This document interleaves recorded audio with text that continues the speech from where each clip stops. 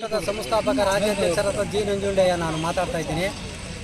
ನಾವು ಇವಾಗಲೇ ಹಿಂದೆ 2007ರಲ್ಲಿ ಸನ್ಮಾನ್ಯ ರಾಜ್ಯಪಾಲರಿಗೆ, ಮುಖ್ಯಮಂತ್ರಿಗಳಿಗೆ, ವಸತಿ ಸಚಿವರಿಗೆ, ಇಂಥ ಎಲ್ಲ ಅಧಿಕಾರಿಗಳಿಂದ ಹಿಡಿದು ಮೇಲ್ಪಟ್ಟ ರಾಜಕಾರಣಿಗಳ ರೂವಾರಿಗಳಿಗೂ ಸಹ ನಾವು ಮನೆಗಳನ್ನು ಕೊಟ್ಟು, ಏನು ನಿರಾಶ್ರಿತರಿದ್ದಾರೆ ಅವರಿಗೆ ನೆತ್ತಿಗೊಂದು ಸೂರು, ಎಲ್ಲಿನೂ ಸಹ ಗುಡಿಸಲು ಇರಬಾರ್ದು, ಗುಡಿಸಲು ನಿರ್ಮಿತ ರಾಜ್ಯವಾಗಬೇಕಂತೇಳಿ ಒಂದು ದೊಡ್ಡ ಪ್ರತಿಭಟನೆ ಮಾನ್ಯ ಮುಖ್ಯಮಂತ್ರಿ ಮನೆ ಮುಂದೆ ಮಾಡಿದ್ದೀವಿ. ಆ ಒಂದು ನಿಟ್ಟನ್ನು ಮಾನ್ಯ ಮುಖ್ಯಮಂತ್ರಿಗಳು ನಿರ್ಧಾರ ತಗೊಂಡು ಎಲ್ಲೆಲ್ಲಿ ಗುಡಿಸಲುಗಳು ಎಲ್ಲ ತೆರವು ಮಾಡಬೇಕು, ಅವರಿಗೆ ಒಂದು ನೆತ್ತಿಗೊಂದು ಸೂರಿನ ಮಾಲೀಕತ್ವ ಕೊಡಬೇಕು ಅಂತಕ್ಕಂಥದ್ದು ಆದೇಶ ಮಾಡಿದರು. ಆ ಆದೇಶನ ಈ ಎಲ್ಲ ಪ್ರತಿ ಹಳ್ಳಿಗಳಲ್ಲೂ, ನಗರಗಳಲ್ಲಿ, ನಗರಸಭೆ, ಗ್ರಾಮ ಪಂಚಾಯತಿ ಇತ್ಯಾದಿಗಳೆಲ್ಲ ನಾವು ಗುರುತಿಸಿ ಅಲ್ಲಿನ ಪಟ್ಟಿಗಳು ಮಾಡಿ ಎಲ್ಲ ಗ್ರಾಮ ಪಂಚಾಯತಿಗಳಿಗೂ ಮನವಿ ಕೊಟ್ಟಿದ್ದೀವಿ. ಮನವಿ ವಿಚಾರ ಏನಂದ್ರೆ ಇಷ್ಟೇ, ಯಾರು ನಿರಾಶ್ರಿತರು ಅವ್ರಿಗೆ ಮನೆ ಇದೆಯಾ, ಮನೆ ಇಲ್ವಾ, ನಿರ್ಧಾರದ ಒಂದು ಪಟ್ಟಿಯನ್ನು ಗ್ರಾಮ ಪಂಚಾಯತಿ ಆಗಿರ್ಬೋದು, ನಗರಸಭೆ ಆಗಿರ್ಬೋದು, ಪುರಸಭೆ ಆಗಿರ್ಬೋದು, ಈ ಎಲ್ಲ ಅಧಿಕಾರಿಗಳನ್ನ ಒಳಗೊಂಡಂತೆ ನಾವು ಇಲ್ಲೇ ಸನ್ಮಾನ್ಯ ಜಿಲ್ಲಾಧಿಕಾರಿಗಳು ಎಲ್ಲ ಪಂಚಾಯತಿಗೂ ಒಂದು ಕಡತವನ್ನು ಕಳಿಸಿದ್ರಿ. ಆ ಪಂಚಾಯತಿ ಒಳಗಿರ್ತಕ್ಕಂಥ PDO ಅಧಿಕಾರಿಗಳು ಮತ್ತು ಅಲ್ಲಿನ ರಾಜಕೀಯದ ರೂವಾರಿಗಳಿಂದ ಒತ್ತಡ ಏನೋ ಅವರಿಗೆ ಆ ಒಂದು ಗುರುತಿಸಿ ನಿರ್ಧಾರವನ್ನು ಮಾಡಿಕೊಡೋದಕ್ಕೆ ವಿಳಂಬ ನೀತಿಯನ್ನು ಅನುಸರಿಸ್ತಾ ಇದ್ದಾರೆ. ಈಗಾಗಲೇ ಕಳಿಸಿ 1 ವರ್ಷ ಆಯಿತು. ಅವ್ರು ಇದುವರೆಗೂ ಅದನ್ನು ಒಂದು ಎಲ್ಲ ಓದ್ತಾ ಇದ್ದಾರೆ. ಅವರ ಒಂದು ನೋಡು ಮಾನ್ಯ ಜಿಲ್ಲಾಧಿಕಾರಿಗಳು ಇಲ್ಲಿ ಕಳಿಸಿದ್ರು ನೋಡ್ರಿ, ಇಲ್ಲಿ ಎಲ್ಲ ಪಂಚಾಯತಿಗಳಿಗೂ ಕಳಿಸಿದ್ದಾರೆ. ಇದನ್ನು ಗುರುತಿಸಿ ಕೊಡ್ರಿ ಅಂತಕ್ಕಂಥದ್ದು ಒಂದು ನಿಲುವು ಆಗಲಿಲ್ಲ. ಈಗ ಇದೇ ಒಂದು ಇದನ್ನು ಇವಾಗಲೇ ಮಾಗಡಿ, ರಾಮನಗರ ಅಲ್ಲೆಲ್ಲ ಮಾಡಿಸಿದ್ದೀವಿ. ಅವರಾಗಲೇ ನಮಗೆ ಕೈಗೆ ಆದೇಶ ಪತ್ರಗಳು ಕೊಟ್ಟವ್ರೆ.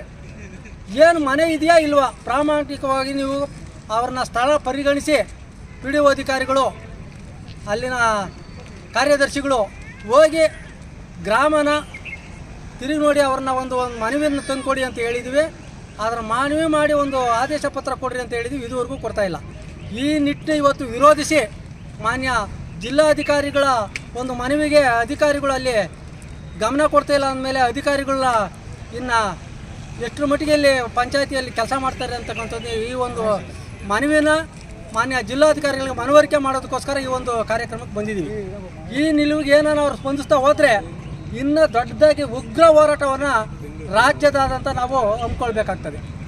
Thank you sir. ಇದೇ ರೀತಿಯಾಗಿ ಇವಾಗ ಆಗಲೇ ಧರ್ಮಸ್ಥಳದಲ್ಲಿ ಒಂದು ಪಾಪ ಮಹಿಳಾ ಇವ್ರ ಮೇಲೆ ಒಂದು ಮೂಳೆ ಅವರ ಒಂದು ಇದನ್ನೆಲ್ಲ ಸ್ಥಳ ತನಿಖೆ ನಡೀತಾ ಇದೆ. ಅಲ್ಲಿ ಆಗಿರ್ತಕ್ಕಂಥ ಅನ್ಯಾಯವನ್ನು ಖಂಡಿಸೋಕ್ಕೆ ನಾವೊಂದು ನಿಯೋಗವನ್ನು ಇವಾಗಲೇ ಧರ್ಮಸ್ಥಳಕ್ಕೆ ಮುಂದಿನ ವಾರದಲ್ಲಿ ನಾವು ಪ್ರಯಾಣ ಮಾಡ್ತಾಯಿದ್ದೀವಿ.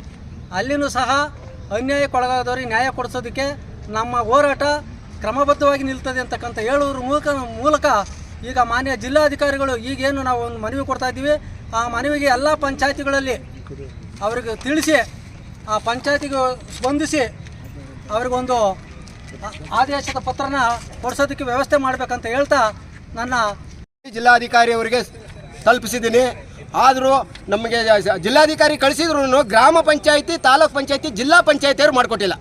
ಏನು ಮಾಡಿಕೊಟ್ಟಿಲ್ಲ? ಏನು ಅರ್ಜಿ ಕೊಟ್ಟಿದ್ದೀರಿ? ಆಶ್ರಯ ಯೋಜನೆ ಸೈಟು ಜಮೀನು ಗುರುತಿಸ್ಕೊಟ್ಟಿದ್ದೀವಿ, ಅದಕ್ಕೆ ಹಕ್ಕುಪತ್ರ ನೀಡಬೇಕು, ಜಮೀನಿಗೆ ಸಾಗುವಳಿ ಚೀಟಿ ಕೊಡಬೇಕು, ರೋಡು ರಸ್ತೆ ಮಾಡಿಕೊಡ್ಬೇಕು, ಆಗೋಗಿರೋ ಸೈಟ್ಗಳಿಗೆ ಲೋನ್ ಕೊಟ್ಬಿಟ್ಟು ಮನೆ ಕಟ್ಟಿಸ್ಕೊಡೋದಕ್ಕೆ ವ್ಯವಸ್ಥೆ ಮಾಡಬೇಕು.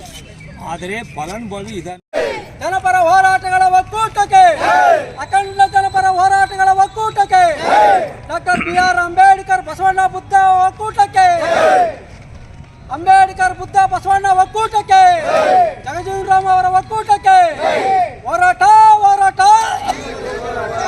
ಯಾತಕ್ಕಾಗಿ ಹೋರಾಟ? ಏಕೆ ಬೇಕು?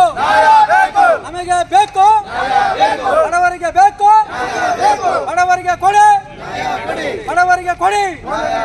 ಬಡವರನ್ನು ನಿರ್ಲಕ್ಷ್ಯ ಧೋರಣೆ ಮಾಡುತ್ತಿರುವ ಅಧಿಕಾರಿಗಳಿಗೆ, ಬಡವರ ನಿರ್ಲಕ್ಷ್ಯ ಧೋರಣೆ ತೋರುತ್ತಿರುವ ಅಧಿಕಾರಿಗಳಿಗೆ, ಸೂರಿಲ್ಲದ ಬಡವರಿಗೆ ಅಧಿಕಾರವನ್ನು ವಹಿಸಿಕೊಂಡಿರುವ ಆಡಳಿತಾರೂಢ ಪಕ್ಷದವರು ಅವರಿಗೆ ಹಕ್ಕುಪತ್ರ ನೀಡದ ವಿಳಂಬ ನೀತಿಯನ್ನು ಅನುಸರಿಸುತ್ತಿರುವ ಅಧಿಕಾರಿಗಳಿಗೆ ಕೂಡಲೇ ಮಾನ್ಯ PDO ಅಧಿಕಾರಿಗಳು, ಪಂಚಾಯತಿ ಅಧಿಕಾರಿಗಳು ಸ್ಥಳಗಳಿಗೆ ಹೋಗಿ ಪರಿಗಣನೆಗೆ ತೆಗೆದುಕೊಳ್ಳದ ಅಧಿಕಾರಿಗಳಿಗೆ ಬೇಕೇ ಬೇಕು.